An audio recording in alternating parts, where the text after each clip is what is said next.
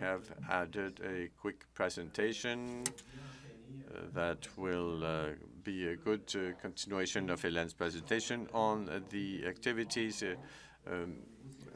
under the responsibility of the Canadian Pork Association, the financial issues and others. So we have René Roy,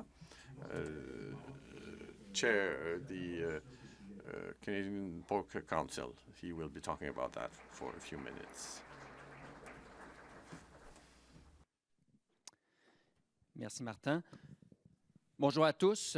C'est un excellent timing. Great timing after the two presentations that we have just heard. It's a good time to talk about what we're up to with respect to the financial aspect of the program. Would we need support from the government in order to intervene? Because it's great to be there as an industry, but we know that the cost is much beyond what the industry could absorb if needed.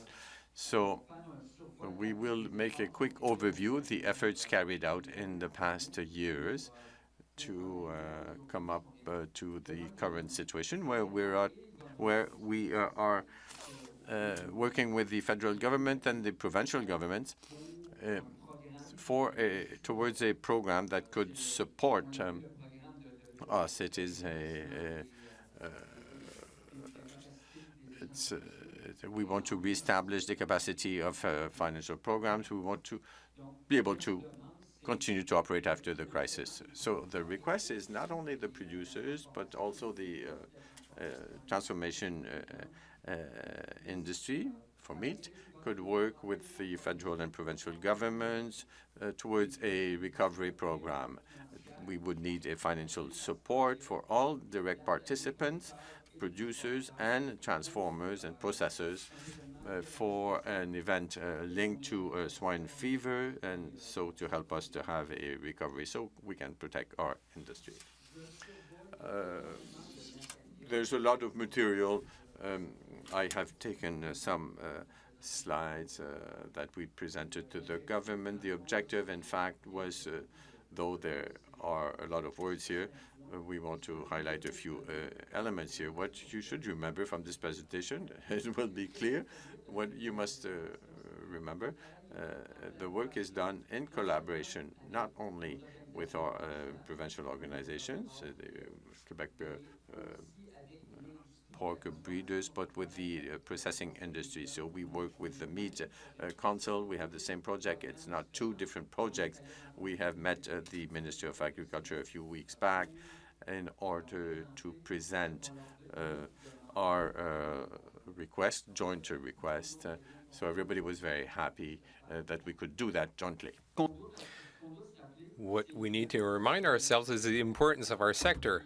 We're talking about a GDP of $11 billion, so we cannot let go this important sector, let it go away. And it's not only the industry that's responsible for this, but there's an important role with the governments, because the governments must take care of the zoning agreements and the borders. It's not the industry that takes care of the borders to prevent the entry of contaminated meat, for example. We'll do our part. That's what we've shown for the many years, and the presentations that have been made this morning also demonstrate this. And for all the work that's been done, it shows that we have a plan.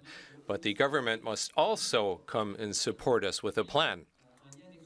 And related to what Hélène said, before, this plan cannot be built after an outbreak. This plan must be present before.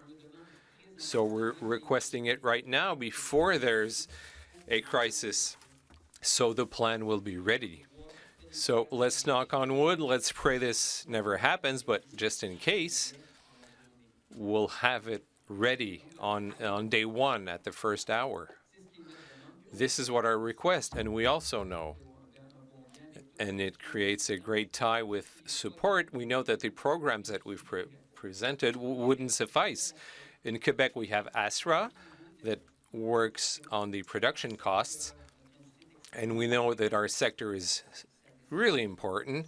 We need excessive amounts, but it's not only, we won't have only a challenge in producing, but also in processing, and that's the key element that we've asked the government during this crisis period, help us to support the production cost and processing costs. This counts for both sectors of the industry, so we can be able to go through this crisis, give us zoning agreements quickly.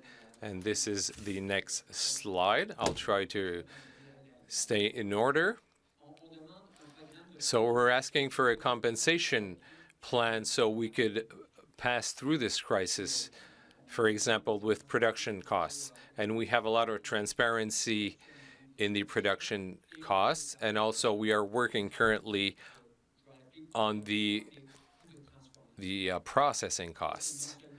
And this is not only for processing, but for disposal, if we have to dispose of a part of our inventory because the market cannot absorb it in the short term, or the export markets wouldn't have the capacity to reopen quickly through zoning agreements.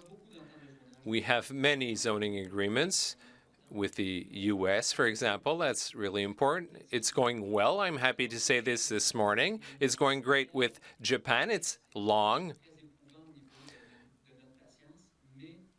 We need to be patient, but we had positive signs lately, so let's hope that we can sign the final agreement. I cannot promise anything, but I'm hoping that we can do this in 2025. And there are other agreements with the Philippines that are going well too. So we can regain these markets quickly if these zoning agreements are efficient, and that's what we're asking the government. Please help us on 2 points. So protect us and reopen quickly these zoning agreements, or using them if they're already signed, and support us financially in case the ASF hits us. Here we have all of our guiding principles. I've explained them, I've summarized them. What's important is the cost reduction, the production costs. We're asking the government to support us in terms of production costs in the transition so we could bounce quickly. And the more we decrease the uncertainty in the market, and I'm telling you this because you can also meet stakeholders from the government over in the next days, the more we intervene quickly with a clear strategy and some certainty, both at the government level and the industry, while the collateral damages will be important. That's an important message. The work that we'll do together upstream, and so the governments must need to be prepared to have a clear plan before the crisis, so the more we'll be able to bounce back quickly and contribute to our economy after this crisis. So this was a quick overview to explain where we are, and the work is also being done on the compensation level in case of an outbreak. Thank you. Thank you, René.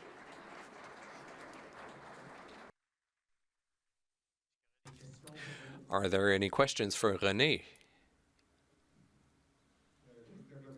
Christian, Development Center for Pork. The question is the discussion specifically support for the ASF, but can it also be for other exotic illnesses, because we're coming back to the table to talk about other things that can happen. So the recipe for the ASF, is it the same recipe for other illnesses? So are we having an approach for all exotic illnesses, or is this specific? So I'll answer in my third sentence. The first sentence is, so the swine fever, everything that's been done in the industry for ASF, I don't have the proper word, but we were trailblazers. We were the first to prepare before a crisis. So there has never been such work to develop a plan before a crisis. The government recognized this. We've asked for a program, and it's recognized by the government that this type of program could be used for other crises. And that's an underlying argument for us. Instead of thinking only about this potential crisis, we can broaden the program so the concept could apply to other crises. But our goal is to have a program for this crisis, because the ifs are important. What if? We don't want to go on this path because it becomes a swamp and we'll fall in this swamp. We're working on ASF for now. Other questions? Ronan Mercier, in your work in having financial support for production and processing, are we also including the upstream processing? In one of the slides, we saw the direct participants. How do we sell this to the government is by saying if we have a production cost, we'll be able to pay our suppliers. And the wheel will continue turning. This is how it's been presented to the government, so they participate in the model. If there's inaudible to the interpreter, I'm sorry. So if there's a decrease, our goal is not a decrease over the long term. We want to reestablish volumes, the pre-crisis volumes, so we could have a lower period, but we want to recover these volumes as quickly as possible. So we want to go through this slump as quickly as possible. But this specific the question was not addressed. We could talk about this later if you want. Hello, René, François, Lado. In the preceding speech, we've seen an important topic in terms of the alternative reference price. If there are cases in the U.S., are there any discussions to find a reference price in Canada if there were cases in the U.S.? Yes, we've worked this with other provincial organizations. We all have different realities, but we work on this. And we're among us, so we can